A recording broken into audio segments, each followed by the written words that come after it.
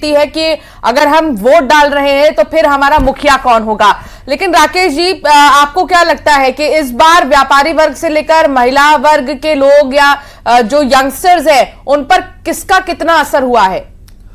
देखिए, काफी चीजों का उस पर असर हुआ। पहले तो दिल्ली के विकास से लोग संतुष्ट नहीं थे, इसीलिए आम आदमी पार्टी को नकारा। दूसरा, जो बजट आया, जिस बजट में अब देखा आपने किस तरह टैक्स के अंदर छूट मिली, व्यापारियों के अंदर कुछ लाभ की अभी योजनाएं और भी आएंगी, अभी आप देखेंगे।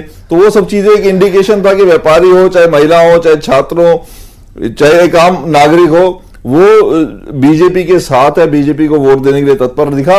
और जब मोदी जी ने कहा मेरी गारंटी है, तो मोदी जी की गारंटी पे लोगों ने ज्यादा विश्वास किया बनिस्पत के आम आदमी पार्टी की किसी गारंटी पे, क्योंकि इनका तो एजेंडा लोगों को समझ आएगा। ये हिट एंड रन पॉलिसी अपनाते हैं, आरोप लगाते हैं, भाग जाते हैं, झूठ बोलते हैं, भाग जाते हैं, मुकर जाते हैं। तो उससे लोग तरसते, तो लोगों ने विश्वास भाजपा पे किया और ये उसका नतीजा अभी दिख रहा है, रुझानों के अंदर दिख रहा है। थोड़ी देर में मुझे लगता है ये परिणामों के अंदर भी आ जाएगा, तो सरकार भाजपा की बनती हुई नजर आ रही है। राकेश जी, लेकिन आम आदमी पार्टी के नेताओं के ऊपर जिस तरीके से जांच हुई और उसके बाद वो जेल से बाहर भी आए, दोबारा अपना कैंपेन शुरू कर दिया, यहाँ पर उन्होंने हर मंच से इमोशनली अटैच होने की कोशिश की जनता से। ये कहना कि भारतीय जनता पार्टी ने द्वेष भावना से, राजनीतिक भावना से ये सारे एक्शन करवाए हैं। और जैसा कि कुछ देर पहले भी हमारी एक बात हो रही थी, जब आपके प्रवक्ता का ये कहना था कि चाहे वो इलेक्शन कमीशन हो, चाहे वो एसीबी हो, चाहे वो कोई भी जांच एजेंसी हो, सभी बीजेपी के सामने नतमस्तक हैं। देखिए, ऐसा नहीं है, सब स्वतंत्र, जो चुनाव आयोग है वो स्वतंत्र है अपने आप में। एसीबी बाकी जितनी भी संस्थाएं होती है स्वतंत्र होती है। सरकार के सीबीआई या ईडी पे कोई कंट्रोल ज्यादा इस तरीके का नहीं होता।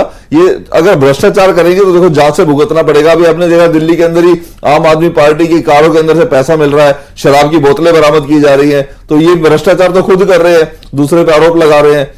सिर्फ ये एक एजेंडा ये चलाते हैं कि सिर्फ दूसरे के ऊपर या भाजपा के ऊपर, क्योंकि सेंटर के अंदर उनके पावर ज्यादा है, तो उसके ऊपर ठीकरा फोड़ दिया जाए। जब भ्रष्टाचार करोगे तो भुगतना पड़ेगा।